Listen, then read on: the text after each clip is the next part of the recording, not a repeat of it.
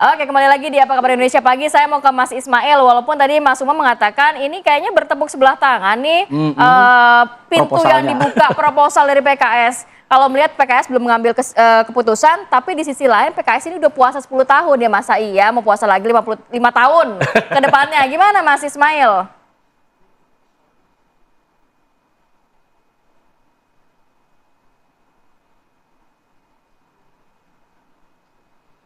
Ya, Mas Ismail boleh di-unmute dulu suaranya, nggak kedengeran nih kita nih. Baik, saya kira bukan hal yang sulit, Mbak, PKS untuk membuka dan membangun komunikasi terhadap presiden terpilih. Saya kira tadi sudah ditegaskan Mas Umam bahwa ada historical panjang selama 10 tahun, selama 2 kali proses pencapresan, di mana PKS ikut terlibat dalam urusan ini. Sehingga kalau yang disampaikan bahwa kelihatannya ini seperti upaya yang bertepuk sebelah tangan, saya ingin sampaikan bahwa apa yang dilakukan PKS hari ini lebih kepada bagaimana melihat bangsa ke depan dibangun secara bersama.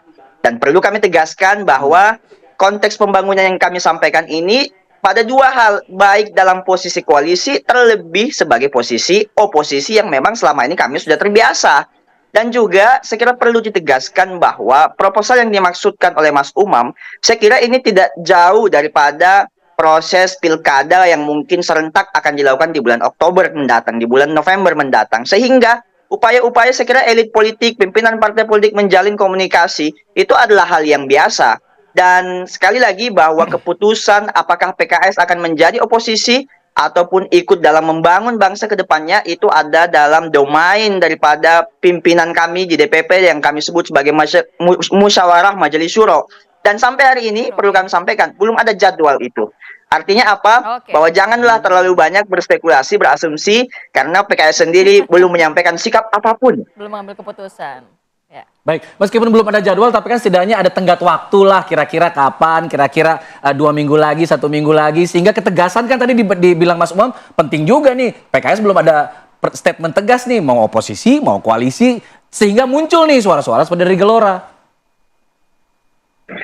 Itulah yang saya maksud tadi Mbak, jadi terlalu cepat Sekjen Gelora, saya nggak menyampaikan institusi Gelora secara ofisial ya, tapi lebih kepada kalau Mas Surya tadi sampaikan kepada Sekjen Gelora, yang terlalu cepat resisten dengan pernyataan-pernyataan yang saya kira sangat kontroversi yang dibuka di ruang publik. Sehingga kalau saya ingin sampaikan, janganlah seperti ibu-ibu kompleks tetangga yang beli kulkas, kenapa mereka yang kedinginan. Kira-kira begitu, Mbak. Kepanasnya kedinginan. Oke.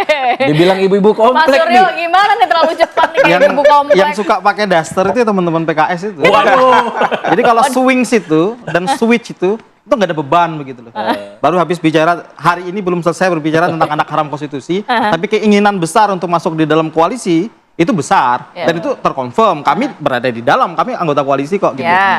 Selama PKS misal kalau secara kasat mata belum menunjukkan positioningnya secara jelas, misalnya akan berkata bahwa kami berada di oposisi atau koalisi, ya. Artinya itu apa itu secara apa namanya logik itu, bahwa saya ingin masuk, kan begitu. Keinginan terdalamnya mau masuk, kan udah berkali-kali jadi kok kalau nggak mau masuk, menggedor pintu udah lewat dari belakang awal istana gitu ya? gitu loh. Oke. Di depan teriak-teriak gitu, berkata bahwa Pak Prabowo adalah pengkhianat di 2019 dan lain-lain.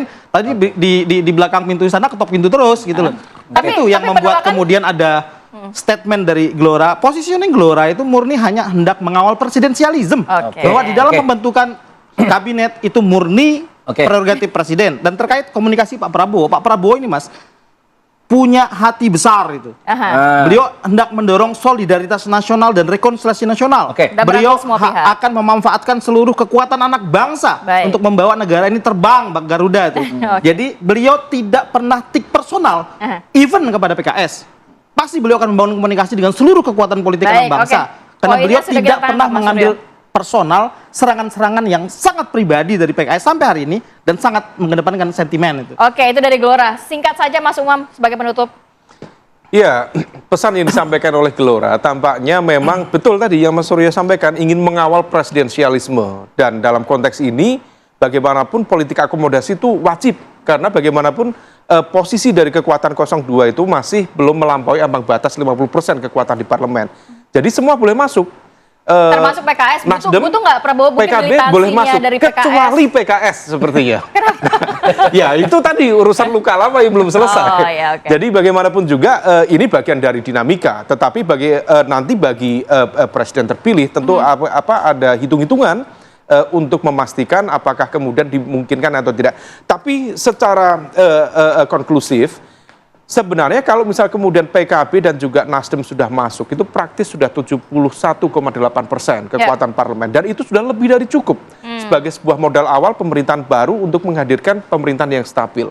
Jadi kalaupun kemudian PKS masuk, sebenarnya ya tentu akan lebih kuat. Tetapi dalam konteks fungsi pemerintahan, dalam konteks mencapai stabilitas, ada fungsi yang sebenarnya dalam bahasanya itu ya bukan mospro ya, tetapi sesuatu yang sudah tidak perlu ditambah lagi. Nah, oleh karena itu mungkin perlu dipertimbangkan ulang dan akan lebih mulia kalau misal kemudian PKS juga konsisten terhadap agenda perubahan, terhadap upaya untuk menjaga demokrasi dimanapun berada. Di oposisi aja gitu.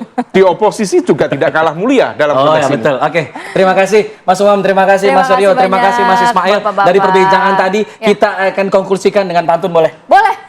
Lemah lembut sifat Mbak Susi, janda paten paling Waduh, cantik. janda cakep.